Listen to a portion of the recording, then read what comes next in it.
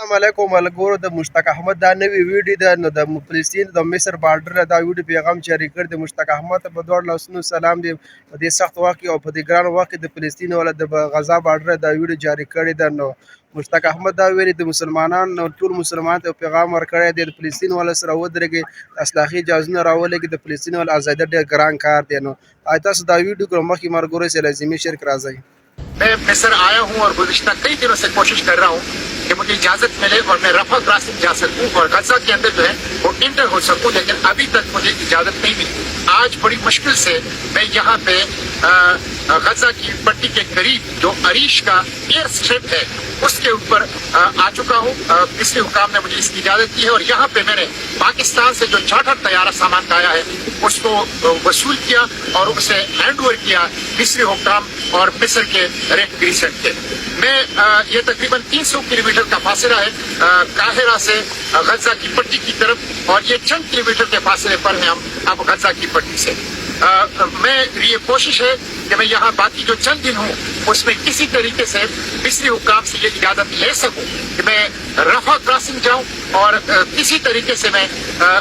غزہ کے اندر داخل ہو سکوں۔ یہ میری خواہش بھی ہے، یہ میری کوشش بھی ہے۔ میں اسی کے لیے مصر میں آیا ہوں تاکہ ایک اظہار یکجہتی، ایک اظہار تعزیت، ایک اظہار ہمدردی میں غزہ کی مٹی کے ساتھ کر سکوں، غزہ کے عوام کے ساتھ کر سکوں۔ بڑی بدقسمتی ہے، میں چند کلومیٹر کے فاصلے پر غزہ کے ساتھ کھڑا ہوں۔ پورا عالم اسلام اس وقت غلام ہے، لیکن وہ چھوٹی سی 43 کلومیٹر لمبی اور 15 کلومیٹر جو چوڑی پٹی ہے وہ اس وقت اس کرۂ ارض میں آزاد ہے۔ بدقسمت یہ ہے کہ میں وہاں نہیں جا سکتا، جو کہ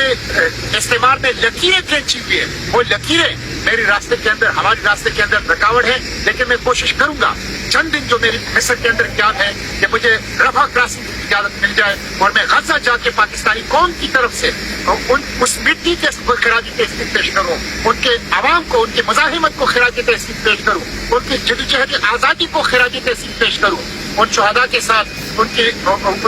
کے پسماندگان کے ساتھ تعزیت کروں، اور وہاں کے زخمیوں، وہاں کے دکھ کے مارے عوام کے ساتھ اظہار ہمدردی، اظہار تعزیت کروں۔ تو میری یہ کوشش ہوگی، آپ دعا کریں کہ مجھے یہ اجازت مل جائے اور میں رفح کراسنگ اور غزہ کی پٹی میں جا سکوں۔ اللہ نے اتنے راستے کھلوائے ہیں کہ میں چند کلومیٹر کے فاصلے پر غزہ کی پٹی کے اوپر آ چکا ہوں۔ تو اللہ تعالیٰ کی مدد ہوگی، نصرت ہوگی اور اللہ راستے کھلوائے گا تو انشاءاللہ میں رفح کراسنگ اور غزہ کی پٹی بھی جا سکوں گا۔